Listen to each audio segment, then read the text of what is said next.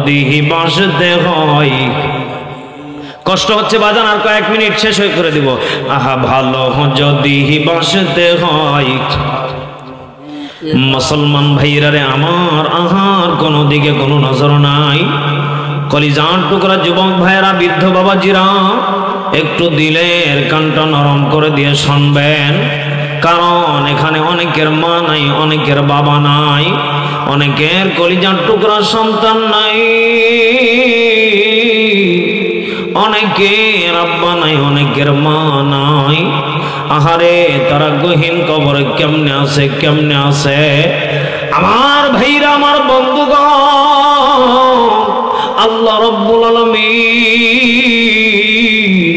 ডাক দিয়া কই গোলাম রে, আমি আল্লাহ রাব্বুল আলামিন তোমাদেরকে কত দয়া করে মায়া করে বানাইছি। আমার ভাইরা, আমার বন্ধুগণ, একটু দিলটা নরম করে দে, এদিকে একটু হাকিকতান কান্না করবা। এ মুসলমান বাবাজি, আপনার আমার মা জননী, আপনার আমার বাবাজি কত কষ্ট করছে জানেন? আমার ভাইরা, আমার বন্ধুগণ, বলেন তো দেখি, আজকের এই মাহফিল থেকে একটা শিক্ষা নিয়ে বিদায় নিয়ে চলে যাবা। এক নম্বর কারণ হইল, মা বাবার সেবা যত্ন করা দরকার আছে না নাই? আল্লাহ রাব্বুল আলামিন ডাক দেন কই গোলাম রে, আমি আল্লাহ রাব্বুল আলামিন সূরা বনী ইসরাঈলের ভিতরে সুন্দর করে জানিয়ে দিলাম, অবিল ওয়ালিদাইনি ইহসানা। যখন কোন সন্তান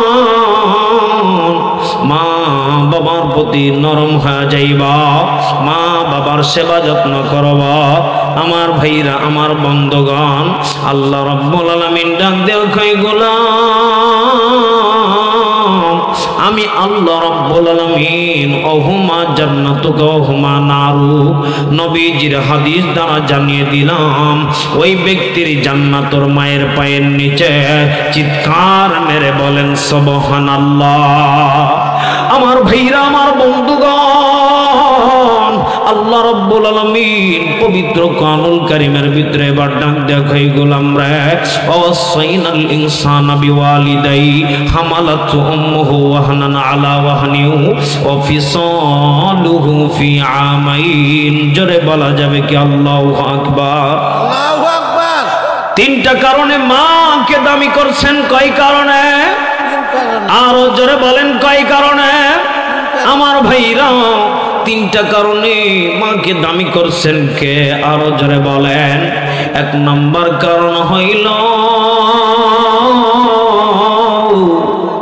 মা 10 মাস 10 দিন পেটে ধারণ করছিলেন। কথা বলেন ঠিক না ব্যাঠি? আমার ভাইরা, আমার বন্ধুগণ, এই 10 মাস 10 দিন পেটে ধারণ করার কারণে মা ঠিক মতো ঘুমাইতে পারে নাই, মা ঠিক মতো খানা খাইতে পারে নাই, মা ঠিক মতো চলতে ফিরতে পারে নাই। কথা বলেন ঠিক না ব্যাঠি? 2 নম্বর কারণ হইল, আমার মা প্রসবের যন্ত্রণা ব্যথা পাইছে। কথা বলেন ঠিক না ব্যাঠি? আমার ভাইরা, আমার বন্ধুগণ, এই কারণে আমার আল্লাহ রাব্বুল আলামিন মারে দামি করছেন। কত মারে দেখছি, আহারে মা জনম দুঃখনি মা, স্বামীর চাবিটা ধরা দেয়, কই স্বামী গো, প্রাণের স্বামী গো, আমি যদি মইরা যাই, আমার ছেলে মেয়েরে ভালো কইরা রাইখা, এই যে চাবি দিল আমার আল্লাহ কই গোলাম রে, সারা দুনিয়া একদিকে দেওয়া হইব, আর মায়ের প্রসবের যন্ত্রণা আর একদিকে দেওয়া হইব। কিন্তু জানো জানো, ব্যথার চাইতে বেশি, যন্ত্রণার চাইতে বেশি হইব না। চিৎকার মেরে বলেন আল্লাহু আকবার। আমার ভাইরা, আমার বন্ধুগণ, 3 নম্বর কারণ হইল, আমার আল্লাহ রাব্বুল আলামিন 3 নম্বর কারণ হইল, আমার মা জননী 2টা বছর ধইরা দুধ পান করাইছে। কথা বলেন ঠিক না ঠিক? মা ঠিক মতো শরীরের যত্ন নিতে পারে নাই, মা ঠিক মতো নিজের শরীরের যত্ন নিতে পারে নাই। এরপর মা কিন্তু কষ্ট করছে। কারণ কি জানো? জনম দুঃখিনী মা, মা জানে আমার সন্তানের প্রতি আমার একটা মায়া আছে। এই মায়া নামক নিয়ামতটা ঢোকা দিছেন কে? আরো জোরে বলেন কে? আমার ভাইরা, আমার বন্ধুগণ, এই জন্যই তো আমার আল্লাহ রাব্বুল আলামিন ডাক দেখো গোলাম রে, তোমার মাকে তিনটা কারণে দামি করছি। আমার ভাইরা, আমার বন্ধুগণ, এই শীতের দিনে কত মা সন্তানের জন্য রাত্রিবেলা লাফায়া ওঠে আর ল্যাপটা দেখে সন্তানের ঠিক মতো শরীরে আসেনি। কথা কোন ঠিক না বেঠি? যখন দেখবো সন্তানের গায়ে ল্যাপ নাই, কম্বল নাই, মা বাবারা একটার দিকে ঠিক কইরা দেয়। এর এক নম্বর কারণ হইল আমার ভাইরা, আমার বন্ধুগণ, আমার সন্তানের যেন অসুখ না হয়, আমার সন্তান যেন কষ্ট না পায়। আমার ভাইরা, আমার বন্ধুগণ, আমার কলিজার টুকরা যুবক, একটু দিলটা দিয়া শোনো না, দিলের কানটা নরম করো না। আমার আব্বা জানেরা, এই কারণে মা বাবা রাত্রিবেলা ওঠে। কিন্তু এই শীতের দিনে একটা কথা কি জানো? কত মা কবরে ঘুমাই, কম্বল নাই, ল্যাপ নাই, একটা মাত্র সাদা কাপড় লইয়া। আহারে জনম দুঃখিনী মা ঘুমায়। আহারে যেই মা রাত্রিবেলা ওইটা দেখতো আমার সন্তানটারে ঠান্ডা লাগছে নি, ল্যাপটা ঠিক করে দিত, কম্বলটা ঠিক করে দিত। কিন্তু আজকে মা কবরে মাটির ঘরে ঘুমায়, একটা বড় সন্তান খবর নেই না মা কেমনে আছে, বাবা কেমনে আছে। কথা বলেন ঠিক না ঠিক? আমার টাঙ্গাইল জেলার বাবাজি সপ্তাহে একটা বার হইল মা বাবার কবরে যায় মাকে ডাক দেয়, কইবা মা গো, আমার তখন টাকা ছিল না, তুমি বাচ্চা ছিলা, এখন আমার টাকা হইছে, আমি তোমার জন্য কত গরিব দরিদ্র বৃদ্ধ মহিলারে দান করি। আমি মনে করি আমার মা, এখন আল্লাহর নবী বলেন, রে আমার আম্মা, যদি কোনো মানুষ, যদি কোনো এতিম মহিলাকে, এতিম কোনো বাচ্চাকে এই শীতের দিনে বস্ত্রহীনকে বস্ত্র দিতে পারে, আল্লাহর নবীজি জানায়া দেয় ওই সন্তানের মাথায় যত পরিমাণ চুল থাকবে তত পরিমাণ নেকির অধিকারী হয়ে যাইবে। জোরে জোরে বলেন আল্লাহু আকবার। এবং তার মার কবরটারে জান্নাতি বানায় দেবেন কে? বাবার কবরটাকে জান্নাতি বানায় দিবেন কে?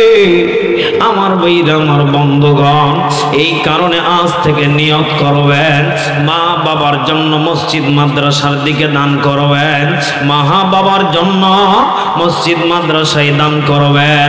হযরতে আবু বকর দেখেন নবীজির কেমন পাগল ছিলেন। আহারে নবীজি কিন্তু হযরতে আবু বকরকে জন্ম দেন নাই, এরপর আবু বকর নবীজির কেমন পাগল ছিলেন। আল্লাহ নবীজি ডাক দিয়া কই, আবু বকর,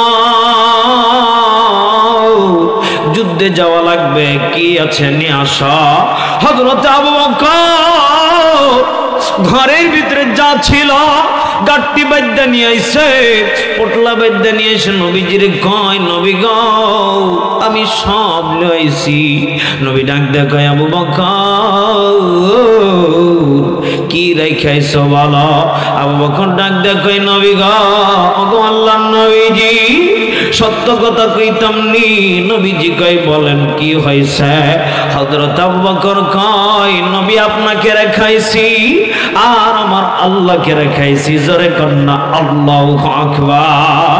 আমার ভাইরা, আমার বন্ধুগণ, যখন কোন সন্তান মা বাবার জন্য দান করে, যখন কোন সন্তান ভালো কাজ মানুষকে কইরা দেয়, মা বাবার কবরটা অটোমেটিক জান্নাতের বাগান হয়ে যায়।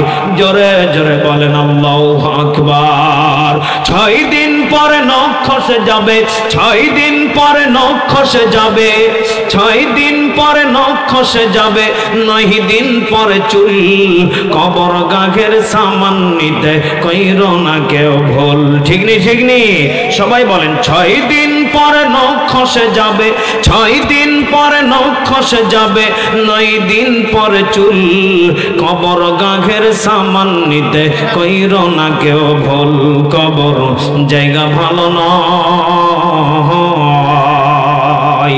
আমল দিয়ে কবর গৃহ সাজিয়ে নিতে হয় বাবা, আমল দিয়ে কবর গৃহ সাজিয়ে নিতে হয়। জোরে বলেন আল্লাহু আকবার।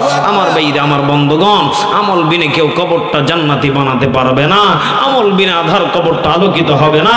আহারে, যেই যুবকটা নিজের ফ্যামিলির জন্য হারামকে হারাম মনে করে না, সুদকে সুদ মনে করে না, আরে গুনাহকে গুনাহ মনে করে না, এই পাগলা জানোস নি মইরা গেলে বিবি কইব আমার স্বামী আমার জন্য কি রাইখা গেল?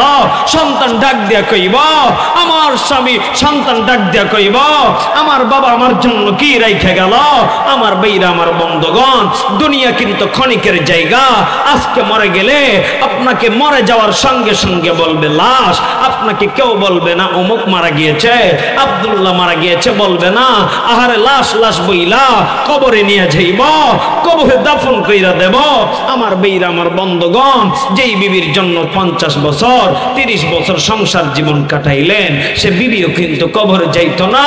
এই জন্য আমার ভাইরা, কবরে যাওয়ার আগে আপনাকে আমি একটা কথা বলতে চাই, এই মসজিদের জন্য কোন আল্লাহর বান্দা আছেন হুজুর আমার মায়ের জন্য, আমার বাবার জন্য?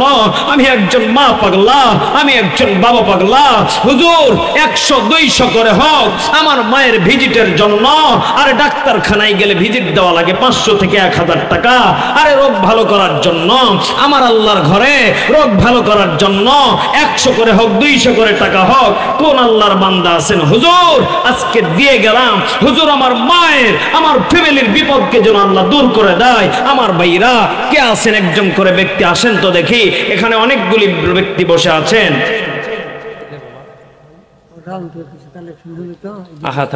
লিল্লাহি তাকবীর। আল্লাহ তাআলা, মা বাবা বেঁচে আছেন বাবা? চোখ দিয়া পানিগুলি টালমালো করে পড়তেছে। আহারে, যার মা গহীন কবরে চলে গেছে সেই জানে মায়ের ব্যথা, বাবার ব্যথা। আল্লাহ গো, আপনার বান্দা গহীন কবরে মারে হারা ফলাইছে, বাবারে হারা ফলাইছে। 500 টাকা করলেন দান, আল্লাহ জানে মালে বরকত দিয়ে দেয়। আল্লাহ তাআলা সম্মানের মালিক বানায় দেন।